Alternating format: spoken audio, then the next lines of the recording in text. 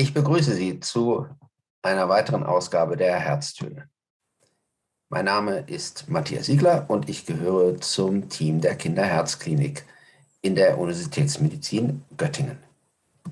Mein Thema ist ein Loch im Herzen.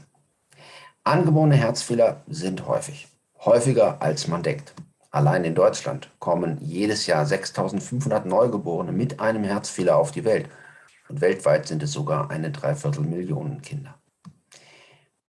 Fast jedes 100. Neugeborene, fast 1%, haben einen angeborenen Herzfehler. Und damit ist das Herz auch das am häufigsten von einer behandlungsbedürftigen Fehlbildung betroffene Organ. Im Normalfall sind die linke und die rechte Hauptkammer durch eine Scheidewand getrennt. Man nennt sie auch die Ventrikel und die Struktur hier nennt man das Ventrikelseptum. Und deswegen nennt man auch ein Loch hier einen Ventrikelseptumdefekt. Ventrikelseptumdefekte machen etwa 1/3 aller angeborenen Herzfehler aus. Es ist der häufigste angeborene Herzfehler. Bei einem Ventrikelseptumdefekt kommt es dazu, dass Blut, welches eigentlich aus der Lunge kam, mit Sauerstoff aufgeladen ist und in den Körper gepumpt werden soll, zum Teil aber über den Defekt auf die rechte Seite gepumpt wird und dann wieder durch die Lunge fließt, wo das Blut ja eigentlich schon war. Das führt einerseits zu einer Überflutung der Lunge. Also es geht vermehrt Blut durch die Lungengefäße. Andererseits kommt weniger Blut im Körper an, denn ein Teil des Blutes aus der linken Herzkammer geht ja über den Defekt nach rechts. Der Körper versucht das aber auszugleichen, denn die Organe müssen mit Sauerstoff versorgt werden und die Blutmenge, die in den Körper geht, soll immer konstant gehalten werden. Also wird das Herz schneller und die Pumpleistung effektiver gemacht. Das Herz muss deutlich mehr arbeiten und braucht dafür auch mehr Energie. Aber, und das sieht man im Röntgenbild ganz gut, das Herz wird einerseits dadurch vergrößert, andererseits sieht man hier aber auch die Lungenüberflutung sehr gut. Die Lunge sieht viel heller aus als normalerweise. Und die viele Energie, die das Herz braucht, um diese Leistung zu vollführen, die fehlt dem Kind, um Gewicht zuzunehmen, um zu gedeihen. Deswegen sehen wir bei diesen Kindern mit einem großen Defekt eine Gedeihstörung. Sie nehmen nicht an Gewicht zu. Sie schwitzen beim Trinken und sie schaffen auch ihre Mahlzeiten gar nicht, weil das zu viel Energie kostet. Da brauchen sie eine Magensonde. Das sieht man hier im Röntgenbild oder hier bei dem Kind festgeklebt auf der Wange. Wie stellen wir eigentlich einen Ventrikelseptumdefekt fest? Das Wichtigste sind unsere 5 Sinne, dabei besonders der Hörsinn. Und da hilft uns das Stethoskop, um ein Defekt, um ein Herzgeräusch zu hören. Das tun wir bei den Untersuchungen, die es regelmäßig gibt, den Vorsorgeuntersuchungen beispielsweise. Wenn wir ein Herzgeräusch hören, dann wissen wir natürlich noch nicht ganz genau, ob es ein Ventrikelseptumdefekt oder vielleicht ein anderer Herzfehler oder eine Kombination mit einem Ventrikelseptumdefekt ist. Dabei hilft uns der Herzultraschall, die Echokardiographie. In der Echokardiographie sieht so ein Defekt dann so aus. Also hier haben wir die linke Herzkammer, hier die Einlassklappe, da die Auslassklappe und hier ist der Defekt zu sehen. Hier dieses rot-orange Signal. Dort fließt Blut von der linken in die rechte Herzkammer. In vielen Fällen sind zur genauen Beurteilung, wann und welche Therapie die richtige ist, aber noch weitere Untersuchungen notwendig. Zum Beispiel eine Herzkatheteruntersuchung oder auch ein MRT oder CT. All das ist in der Kinderherzklinik bei uns in Göttingen vorhanden. Nun kommen wir zu den Behandlungsmöglichkeiten. Zunächst einmal zu 2 Fällen, bei denen keine Therapie notwendig ist. Zum einen sind das die sehr kleinen muskulären Defekte, also Defekte, die mehr an der Spitze häufig gelegen sind und wie schon gesagt sehr klein sind.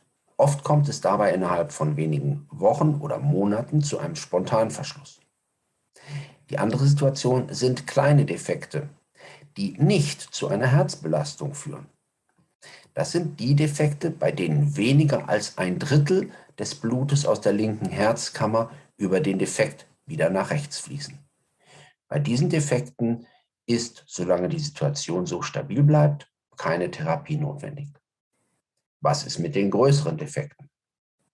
Eine medikamentöse Therapie eines Ventrikelseptumdefektes gibt es leider nicht, dass es zu einem Verschluss kommt. Aber wir können mit Medikamenten Zeit gewinnen. Wir können mit Medikamenten das Herz entlasten und so dazu beitragen, dass das Kind an Größe und Gewicht zunehmen kann. Denn je größer die Kinder sind, desto sicherer und einfacher wird auch die Behandlung. Die Behandlung besteht in einer Operation oder einem Herzkatheterverfahren. Am allerhäufigsten ist die Herzoperation das richtige Verfahren. Man könnte darüber einen eigenen Vortrag halten, aber das müsste dann ein Kinderherzchirurg machen, der solche Operationen bei Kindern oder auch bei Erwachsenen durchführt.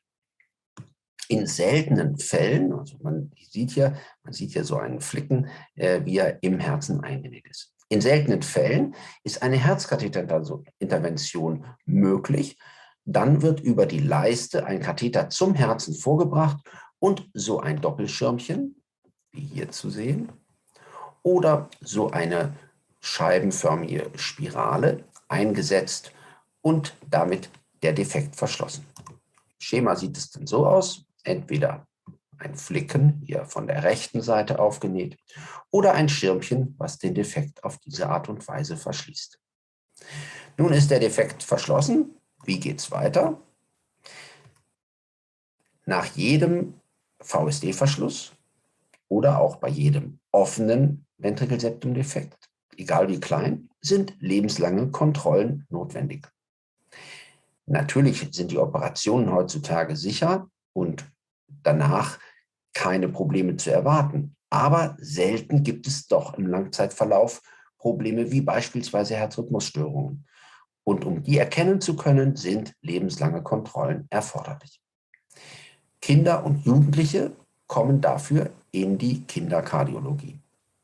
Aber auch Erwachsene kommen zu uns, denn wir sind gemeinsam mit unseren Kollegen von der Kinderherzchirurgie, der Kardiologie, der Radiologie, der Anästhesiologie und anderen Instituten und Kliniken als überregionales EMA-Zentrum zertifiziert. Also die Behandlung bleibt auch nach dem 18. Lebensjahr in unserer Hand. Was ist bei einem kleinen Ventrikelseptumdefekt, von dem ich ja eben sagte, es sei eine Therapie nicht notwendig? Auch hier sind weitere regelmäßige Kontrollen erforderlich, um zum Beispiel auch mitzubekommen, ob sich die Verhältnisse ändern und möglicherweise später doch eine Therapie notwendig ist. Ein weiterer Fall ist der Spontanverschluss, den ich auch erwähnt habe. Wenn es zu einem Spontanverschluss kommt, dann ist tatsächlich das Herz gesund und in diesem Fall sind dann auch keine weiteren Kontrollen erforderlich. Ich komme zur Zusammenfassung. Der Ventrikelseptumdefekt ist der häufigste angeborene Herzfehler. Das Spektrum reicht von harmlos bis lebensbedrohlich. Die Operation ist der Goldstandard. In einigen wenigen Fällen kommt auch eine Katheterintervention in Frage. Und bei einem Ventrikelseptumdefekt sind lebenslange Kontrollen notwendig. Einzige Ausnahme der Spontanverschluss. Ich danke für Ihre Aufmerksamkeit und wenn Sie noch weitere Fragen haben sollten, so können Sie sich gerne an die hier gezeigte E-Mail-Adresse oder telefonisch auch an das Team des Herzzentrums wenden.